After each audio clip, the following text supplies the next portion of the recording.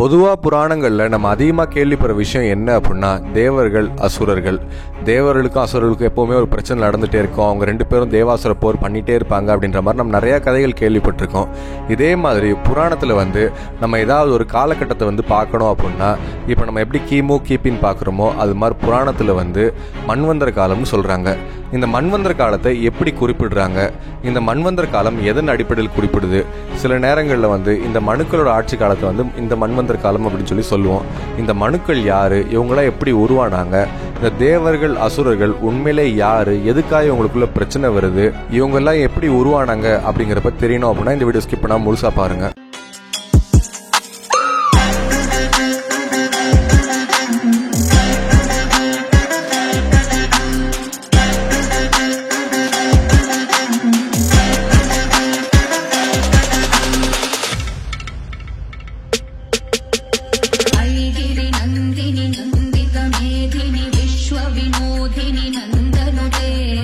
பிரம்மதேவன் முதல்ல இந்த பிரபஞ்சத்தை படைக்க ஆரம்பிக்கிறப்போ அவர் பூமியை படைக்க செஞ்சாரு. இந்த பூமியில அவர் மனிதர்களை படைக்கணும் அப்படின்னு சொல்லி ஒரு ஆசைப்பட்டாரு. அதனால அவரோட மனோபலத்தால அவர் மானசீகமா அவர் சில மனிதர்களை படைச்சாரு. அந்த மனித இனம் அபிவிருத்தி ஆகி அது பெருகுன்னு சொல்லி அவர் நினைச்சாரு. ஆனா அது எதுவுமே நடக்கல. இதனால பிரம்மதேவன் ரொம்ப வருத்தப்பட்டு அவர் திரும்ப மானசீகமா சில புத்திரர்களை அவர் படைக்க ஆரம்பிச்சாரு.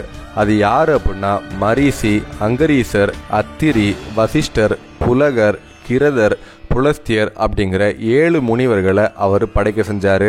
இவங்களோடு சேர்ந்து சனகாதி முனிவர்கள் 4 அவர் படைச்சாரு. இப்படி பிரம்மதேவனால படைக்கப்பட்ட இந்த புத்திரர்களை வச்சு அவர் மனித இனத்தையும் மற்ற உயிரினங்களையும் அவர் படைக்கலாம்னு சொல்லி அவர் ரொம்ப ஆசைப்பட்டாரு.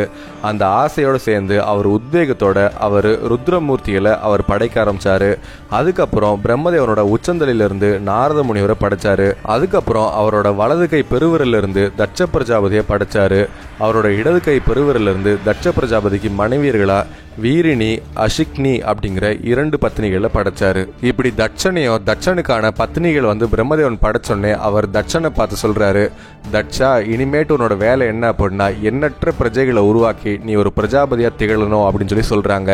பிரம்மதேவனோட வார்த்தையில கேட்டு அவரோட 2 பத்னிகளோட சேர்ந்து அவர் 5000 பிள்ளைகளை பெற்றெடுக்கவும் செய்யறாங்க. இப்படி எண்ணற்ற பிரஜைகளை தட்சன் உருவாக்குனதுனால அவருக்கு தட்ச பிரஜாபதி அப்படின்னு பட்டமும் கொடுத்தாங்க. தட்ச பிரஜாபதி அவரோட 5000 பிள்ளைகளையும் பார்த்து அவங்க சொல்றாங்க, நீங்க 5000 பேர் எண்ணற்ற பிரஜைகளை திரும்ப படைக்கவும் செய்யணும், இந்த பூமியில மனித இனத்தை அபிவிருத்தி பண்ணி கொடுக்கணும் அப்படின்னு சொல்லி அவங்க கேட்குறாங்க. சரின்னு சொல்லிட்டு அவரோட பிள்ளைகளும் அதுக்கான முயற்சிகள் எடுக்கவும் செய்கிறாங்க. சமயத்தில் நாரத முனிவர் எதிர்ச்சியாக அந்த பக்கம் வராரு. அவங்க கிட்ட நீங்கள் என்ன பண்ணுறீங்க அப்படின்னு சொல்லி கேட்குறாங்க. இல்லை, நாங்கள் மனித இனத்தை உருவாக்கிட்டு இருக்கோம், நாங்கள் இந்த மனித இனத்தை அபிவிருத்தி பண்ணிட்டு இருக்கோம் அப்படின்னு சொல்லி சொல்கிறாங்க. அப்போ நாரத முனிவர் கிண்டலாக சிரிக்கிறாரு. அப்போ நாரத முனிவரோட சிரிப்பை பார்த்து ஏன் சிரிக்கிறீங்க அப்படின்னு சொல்லி கேட்குறாங்க. அப்போ நாரத முனிவர் சொல்கிறாங்க, நீங்கள் எண்ணற்ற பிள்ளைகளையும் மனிதர்களையும் உருவாக்கி போய்கிட்டே இருக்கீங்க, ஆனால் இதெல்லாம் தாங்குற அளவுக்கு பூமியில் இடம் இருக்கா அப்படிங்கிறத நீங்கள் பார்த்தீங்களா? பூமி எவ்வளோ பெருசு, அங்கே எத்தனை மனிதர்கள் வாழலாம், எத்தனை உயிரினங்கள் வாழலாம் அப்படிங்கிறது தெரிஞ்சாதானே நீங்கள் அதுக்கேற்ற மாதிரி படைக்கும் தொழிலும் பண்ண முடியும். அது தெரியாமல் நீங்கள் வாட்டில் படைச்சு கொடுத்துட்டே இருந்தீங்கன்னா ஒருவேளை இடம் இல்லாமல் போயிருச்சுன்னு வைங்களேன், அந்த மனிதர்கள் வாழ்றதுக்கு இடம் இல்லாமல் ரொம்ப கஷ்டப்படுவாங்க. இதை நீங்கள் கொஞ்சம் சிந்திச்சு பாருங்க அப்படின்னு சொல்லி அவர் சொல்கிறாங்க. அப்போ அவங்க எல்லாருமே நாங்கள் என்ன பண்ணுறது அப்படின்னு சொல்லி கேட்குறாங்க. நீங்கள் எல்லாருமே 4 திசையில் பிரிஞ்சு போய் இந்த பூமி எவ்வளோ பெருசு, இதில் எவ்வளோ மனிதர்கள் தங்கலாம், இங்கே எவ்வளோ பேர் வாழலாம், எத்தனை உயிரினங்கள் வாழலாம் அப்படிங்கிறத நீங்கள் கணக்கு எடுத்துட்டு அதுக்கப்புறம் படைக்கும் தொழிலில் ஈடுபடுங்க அப்படின்னு சொல்லி சொல்கிறாங்க. எல்லாருமே நாரத முனிவர் சொல்கிறதும் சரியாக தான் இருக்குது, அவரோட பேச்சை கேட்போம், நம்ம பூமியை சுற்றி பார்க்கலாம் அப்படின்னு சொல்லி அவங்க கிளம்பவும் செய்கிறாங்க. இந்த விஷயத்தை தட்ச பிரஜாபதி கேள்விப்படுறாரு. நம்ம பிள்ளைகள் எல்லாத்தையும் மனசு மாற்றி இந்த நாரத முனிவர் இப்படி பரதேசம் அனுப்பிட்டாரு, நம்ம என்ன பண்ணுறது, திரும்ப நம்ம பிரஜைகளை படைக்கணுமே அப்படின்னு சொல்லி அவர் யோசிச்சு திரும்ப அவர் எண்ணற்ற பிள்ளைகளை அவர் பெற்றெடுக்கவும் செய்கிறாரு. அந்த எண்ணற்ற பிள்ளைகளை பார்த்து தட்ச பிரஜாபதி சொல்கிறாங்க, நீங்கள் எல்லாருமே திரும்ப பிரஜைகளை படைக்கிற தொழிலை பாருங்கள், இதுதான் உங்களோட வேலை, நீங்கள் இந்த மனித இனத்தை அபிவிருத்தி பண்ணணும் அப்படின்னு சொல்லி சொல்கிறாங்க. தட்ச பிரஜாபதியோட பிள்ளைகளும் சரின்னு சொல்லிட்டு அவங்க அதுக்கான வேலைகளில் ஈடுபட செய்கிறாங்க. இதை தெரிஞ்சுக்கிட்ட நாரத முனிவர் அந்த இடத்துக்கு வராங்க.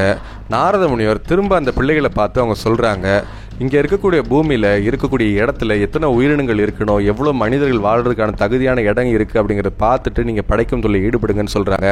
அவங்களும் வந்து நாரத முனிவர் சொல்கிறது சரிதான்னு சொல்லிட்டு அவங்களும் வந்து பூமி எவ்வளோ பெருசுன்னு சொல்லி பார்க்கறதுக்காக அவங்க பரதேசம் கிளம்பவும் செய்கிறாங்க. இப்படி நாரத முனிவர் ஒவ்வொரு சமயம் வந்து தட்ச பிரஜாபதியோட பிள்ளைகளோட மனசை கெடுத்து அவங்க பரதேசம் போகிறதுக்கு இவர் அனுப்புகிறாரு அப்படிங்கிற செய்தி வந்து தட்ச பிரஜாபதி தெரிய வருது. அவர் பயங்கரமாக கோவப்படுறாரு. அவர் கோவப்பட்டு நேரதான் நாரத முனிவரை பார்க்கறதுக்கு வராரு.